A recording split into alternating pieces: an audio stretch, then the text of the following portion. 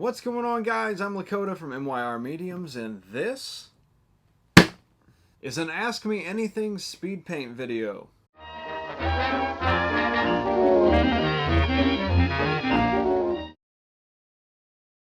Hello friends, and welcome to another video where I ran out of time to come up with anything creative to do and swindled you into asking me questions by bribing you with a giveaway. My shamelessness knows no bounds. I hopped onto social media and told you that if you asked me questions, you would be entered to win either a vaporwave portrait or a crappy, unflattering portrait. And I'm so glad that you asked your questions because I genuinely had nothing to talk about this week. It wasn't a boring week, but it would be boring to talk about. I started a challenge, 100 push-ups a day challenge. That lasted 2 days. Let me tell you what I learned from that challenge. If you hate doing push-ups, like me, you can be miserable 100 times in a day. It's incredible. Let's get started with the first question. Belgica Rodriguez asks, can you show us some self-portraits? I'm sure you've done that, right? I feel like all artists have done at least a couple. Actually, I've only done one, and that was back like the year that I started painting. So we're going to remedy that today. That's the first thing I'm going to be painting. One of the things that I do I call crappy unflattering portraits. Now what these are is I just take people's pictures and I just draw them, but I don't put any effort into it, and I kind of accentuate all of their features that may not be the most complimenting features. And then I ask, what's one thing that you hate and one thing that you love, and I combine those and make a quote for the portrait. What was the most difficult commission you've ever taken? Was it the client or the project that made it hard? This is a very good question. Actually, the hardest commission I've ever taken, I didn't even finish. It was a guy on Facebook. It was supposed to be of his girlfriend, I think. We got the terms down. Like, he told me what he wanted, and I said, absolutely, I can do that for you. I started working on it, and then he started messaging me, and he's like, hey, can we add this? And I'm like, sure, we can add that. And he calls back, he's like, or messages back, can we add this? We can add that too. And then he wants me to call him, which is terrible, but I called because I'm trying to run a business here. And he talked for like 45 minutes about how much he loved his girlfriend. He wanted like every inch of it, like something going on everywhere, and his girlfriend to have like these big angel wings and a swing set, and there was like these UFOs, and he wanted to imply that he was like reading to her because that was their favorite pastime. It was super weird, and he kept like calling me in the middle of the night with like new things to add, and I finally blocked him. I couldn't deal with that. That was too weird. Like, hey man, it's cool that you love your girlfriend that much and everything, but like, I don't. I felt bad about it because the guy really wanted something, and he kept like saying the money's no issue, the money's no issue. But like, when you're calling me in the middle of the night to add things to your painting, dude, that's just, it got creepy. Lex Harmon asks, what is something about living in the Midwest that you think is underrated or that more people should know about? I will say this. I like to travel. Whenever I go to Wyoming, there's some really, really amazing things, but they're all really far away from each other. Here in Missouri, there's a lot of pretty cool things all really close together. Like, you don't have to travel that far to find something neat to go do. There's a lot of rock climbing places, a lot of hiking trails. It's very hilly here, and I like that. I like that the landscape changes. So yeah, lots of hiking and humidity. You can get eaten alive by mosquitoes, sucked up in tornadoes. But Emo's Pizza is pretty good. The Tangerine from Instagram asks, what is your favorite conspiracy theory? This is an awesome question because I just discovered my favorite conspiracy theory on TikTok, no less. So I love cryptids. Cryptids are awesome, and I don't know why I haven't done a video on cryptids or why I haven't painted more cryptids. What's wrong with me? Somebody on TikTok, I don't know their name because I just scroll through there mindlessly. I don't look at anybody's name, so sorry dude that I can't credit, but he brought up a very good point. There's so many stories from Native Americans like the Wendigo and skinwalkers, things like that. Even in other cultures, in other countries, they have the same thing. Now these creatures, they're like apex predators, right? So there's other apex predators out there, wolves, bears, cougars, but what have we done? We've built up this society and we've kind of pushed them all away. Very rarely do you hear about bears or wolves or cougars attacking people. It happens, but it's rare. It's not like living in the 1800s where you could just go walk off into the woods and quite possibly get mauled. But one thing that does happen is people go missing in national parks. And whenever they go missing, they can get found like in places that don't make sense, hundreds of miles away from where they actually were. So are these attacks done by these cryptid apex predators? Because bears don't drag their food that far away. Cougars really don't do that either. Wolves? No, that doesn't happen. So I guess the conspiracy is, are cryptids more prevalent in places like Yellowstone and Yosemite National Park? I thought it was very interesting. Megan Lanfear asks, what is the hardest thing for you to draw? Bicycles. I hate drawing bicycles. I don't know why they are so hard for me to do, but bikes, trikes, I don't even like doing cars. Any type of vehicle, I just hate drawing them. I hate painting. I don't want to do them. And I will turn down commissions most of the time unless I really enjoy you as a person. I will not draw you a bike. Michael Bellinger asks, the Beatles or the Rolling Stones? And I'm going to be honest, I can't stand either of them. But if I had to listen to something, like it was the only thing that I could listen to, I guess I would go with the Beatles. I'll give credit where credit's due. Like, the Beatles did a lot for the music industry. And the only reason that I don't like the Beatles is because I think it was because they were the soundtrack to one of the worst periods in my life, and now I'm just disgusted by them. The Rolling Stones are boring. Sure, the Stones had some classics, but the Beatles had more, and they wrote better music than the Rolling Stones did. I'm gonna say that, people are gonna yell at me, and that's fine. I accept that, but look, it's just a matter of opinion. I don't want to listen to either of them. Their music doesn't bring me joy. You know who I would rather listen to? Pink Floyd or King Crimson or I don't know, Zeppelin. The Beatles was too soft. Then the Stones was it was boring. All right, I've exhausted that topic. Moving on! Creepy Dimension from Instagram asks, when have you been the most scared in your life? I've been in some pretty serious pickles. I've been to the hospital thinking that I was having heart attacks, and I've had guns pulled on me in St. Louis, but there was one time that I genuinely thought, I'm going to go meet Jesus today. And I've got a friend on here, Josh. You were there with me, and I know you're going to say, dude, it wasn't that big of a deal. It was a big deal, man. We were in so much danger. I don't care what you say. So what happened is we went from Missouri to Quincy, Illinois. There's a train bridge connecting Illinois to Missouri. There's a catwalk underneath where the service people go, right? So there's the bridge is here. There's a catwalk underneath. And I thought we were just going to go a little ways. And then the further we got, we're young 20-year-olds, and we're like, dude, let's cross the Mississippi on this. Let's just do it. It's like, okay, it's the middle of winter. The Mississippi is like covered in ice. It's freezing, and we're just trekking along this catwalk. Now, the first catwalk was a decent size. It was like it was comfortable to walk on.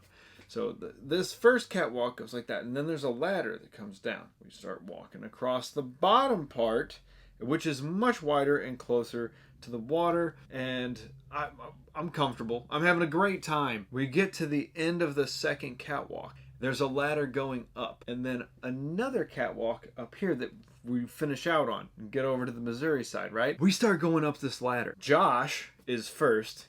He gets up the ladder. He gets onto the catwalk. I'm second. I'm up on the ladder. I get to the catwalk, and that's when we hear the train. The train comes roaring across this bridge, and it's not one of the train. It's not like a little guy. This is like one of those 20-minute long trains. We're 6 feet beneath the tracks on a catwalk that is maybe 2 feet wide, and there's like wires to hang on to, and the whole time we're like 200 feet above the frozen Mississippi. So the worst part was that it was dark, and I'm just hanging on for dear life. What feels like I'm hanging on for dear life. And Josh is sitting on the straddling the catwalk, lighting matches and dropping them so we can see just how far we have to fall. Internally, I was panicking, and then I started getting calm. I was like, this zen came over me, and I was just accepted that I'm gonna die. I thought I had it bad. There was 2 other people with us, our buddy Brandon and his roommate. They were still on the ladder going through this. Just that's the most scared I've ever been. When finally the train passed and we run across, and we're like, okay, now we gotta get back over to Illinois where our cars are. And we're like, we're just gonna chance it and run on top of the train bridge. And we did. We made it.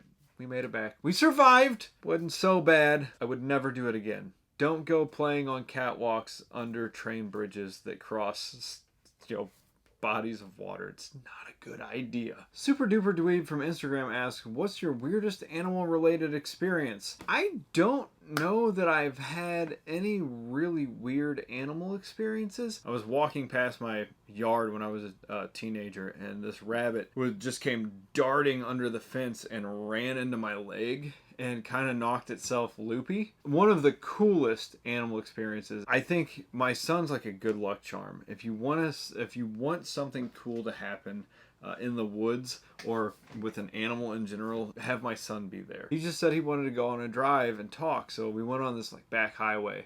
I like crest this hill, come up the other side, and when we do, there are 2 bald eagles like in the road.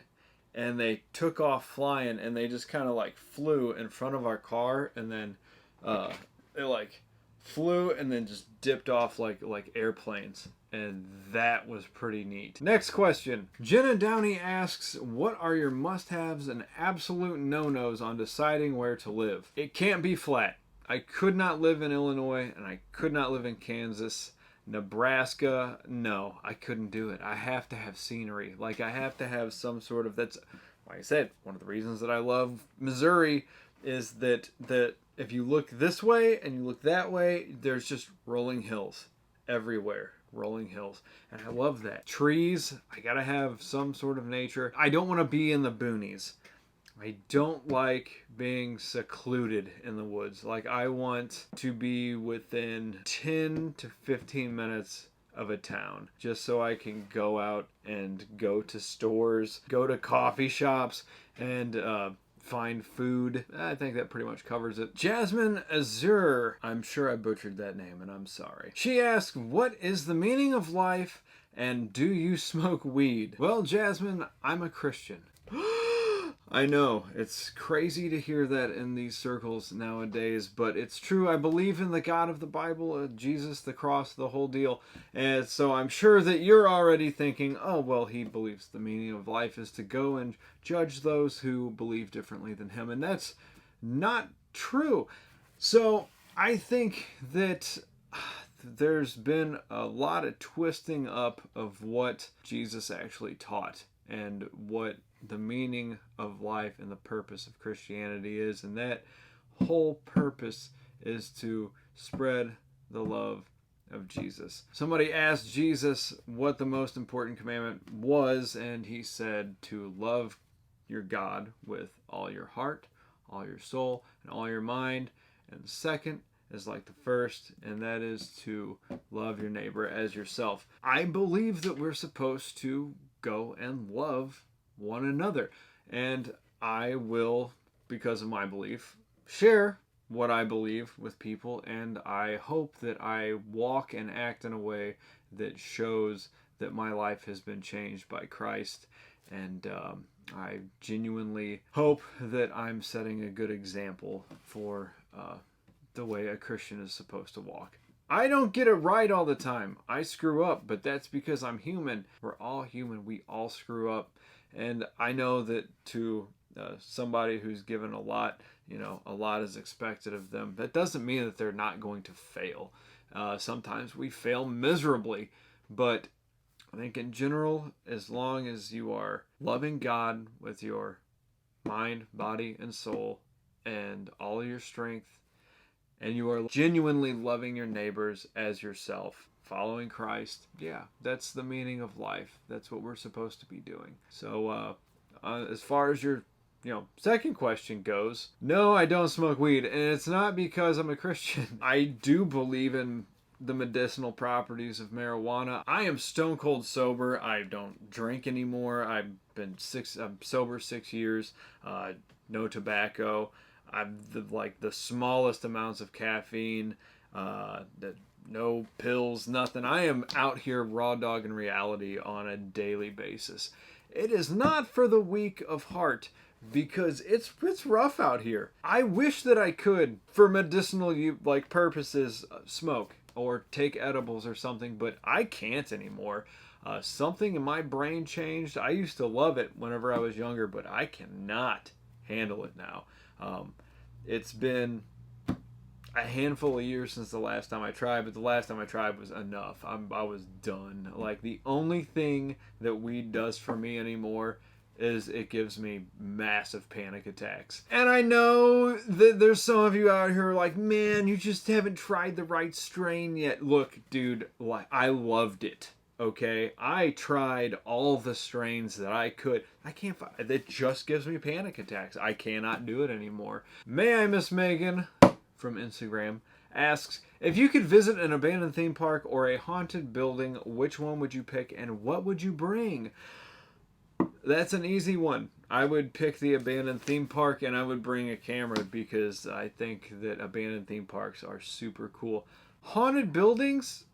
I'm good. Look, I made a video about a haunted house that I used to live in, and that house convinced me that haunted houses do exist, and I want no part of them.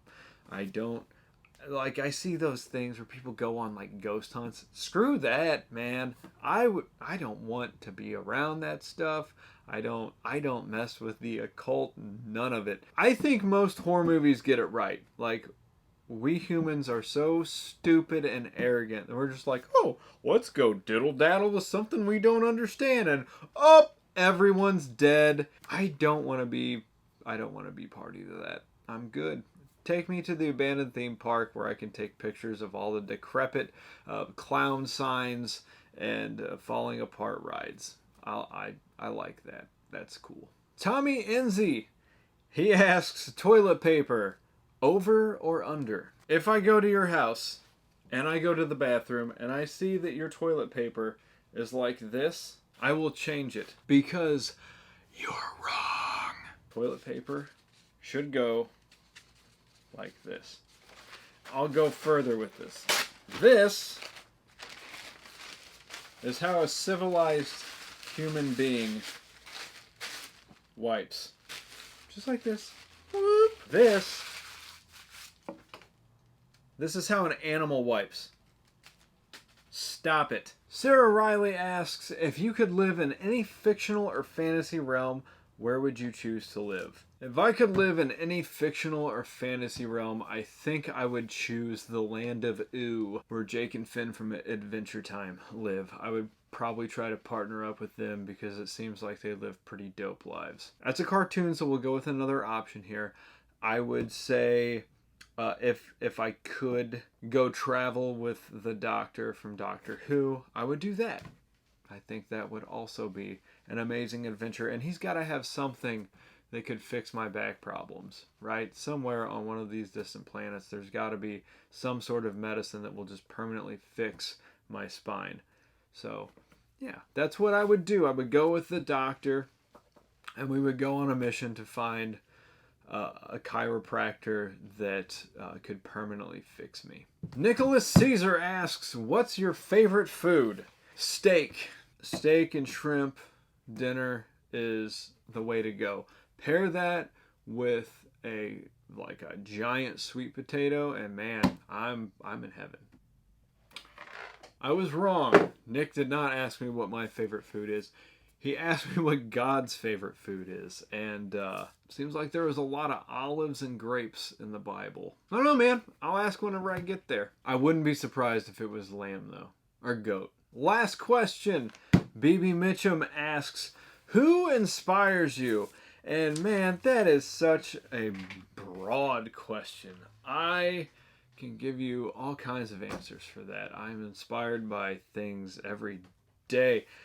I'm inspired by all of the artists that I'm friends with on social media and real life. My kids, actually, their artwork is super inspires me. I love whenever they bring me their artwork and they're like, Dad, check this out. And I'm like, I'm going to steal that design. And they're like, that's plagiarism. And I'm like, shh, go to sleep. My biggest inspirations, I've said it before, I think I have to credit the majority of it to Alex Pardee. He's the guy that whenever I saw his work, I was like, this is what I want to do. Like, I want to take my stuff and my life in this direction. Ralph Steadman. Gus Fink is another guy that was a huge inspiration for my style. What happened was I found Alex Pardee, and then I found Gus Fink pretty soon after, and I was like, dude, this is where I want to be, somewhere in the middle, somewhere in this mess. I want like really cool line work, but I also want it to be sloppy. I'll stop it there. We'll say that, and just all of the artists that I've met in the past 10 years have all inspired me. I've met some incredible artists, and I'm so grateful to have them in my life. Alright guys, that's going to do it for today's video. I hope that you enjoyed it, and if you did, please remember to like, comment, and subscribe. I've hit my desk so many times in this video. I don't know why. It's just satisfying. That's ASMR.